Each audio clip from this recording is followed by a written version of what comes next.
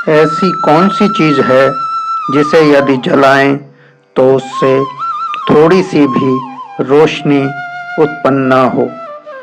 यह पहेली विद्वान ऋषि काशीवान ने शास्त्रों में निपुण ऋषि प्रियमेद से पूछी थी। प्रियमेद की 8 पीढ़ियां इस प्रश्न का उत्तर नहीं ढूंढ पाईं। दर्शकों नमस्कार, दिल दिल्ली देश में आपका स्वागत है। मैं हूं सुधीर राघव और आप देख रहे हैं कार्यक्रम प्राचीन ग्रंथों से आधुनिक संदर्भ में। ऐसी कौन सी चीज है जिसे यदि जलाएं तो उससे थोड़ी सी भी रोशनी न हो। विद्वान ऋषि काशीवान की इस पहेली का उत्तर ढूंढते ढूंढते प्रियमेद की 8 पीढ़ियां स्वर्ग को चली गईं, मगर जवाब के इंतजार में काशीवान जीवित रहे। काशीवान कैसे जीवित रहे, इस पौराणिक कथा के बीज हमें ऋग्वेद के 10वें मंडल के 143वें सूक्त में मिलते हैं।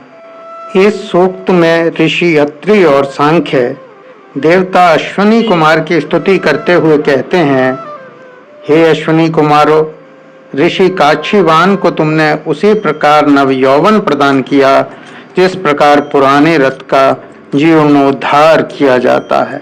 इसी प्रकार कर्म करते करते ऋषि जब वृद्धावस्था को पहुंचे तब तुमने उसे ऐसा बनाया जिससे वो अश्वों के समान अपने निश्चित स्थल पर गमन करने में समर्थ हुआ। पौराणिक कथा के अनुसार प्रियमेद की 9वीं पीढ़ी में शाकमश्व पैदा हुए। शाकमश्व बहुत ही प्रतिभाशाली थे। उन्होंने ऋषि काशीवान के प्रश्न का उत्तर सामवेद के निर्धारित सुर में पाठ कर प्राप्त किया। शाकमश्व ने ऋषि काशीवान को उनके प्रश्न का उत्तर दिया कि जो मनुष्य केवल स्रोत गाता है, साम नहीं, वह गायन उस अग्नि के समान कहलाता है जिसे जलाने पर थोड़ी सी भी रोशनी उत्पन्न नहीं होती। काशीवान इस उत्तर से संतुष्ट हुए और उन्होंने भी स्वर्ग को गमन किया। तो इस तरह काशीवान की कथा से हमें ऋग्वेद काल और पौराणिक काल की कुछ नई बातों का पता चलता है। ऋग्वेद में काशीवान का जिक्र प्रसंगवश आया है। 10वें मंडल के 143वें सूक्त में मात्र एक श्लोक है, पहला श्लोक है, जिसमें काशीवान का जिक्र किया गया है। वो भी अश्विनी कुमार की स्तुति करते हुए कि आपने उन्हें वृद्धावस्था में भी युवा कर दिया। इस प्रसंग से पहली बात तो हमें ये पता चलती है कि अश्विनी कुमारों द्वारा काशीवान को बुजुर्ग अवस्था में, जब वो चल फिर भी नहीं पा रहे थे, उन्हें फिर से तंदुरुस्त कर दिया गया।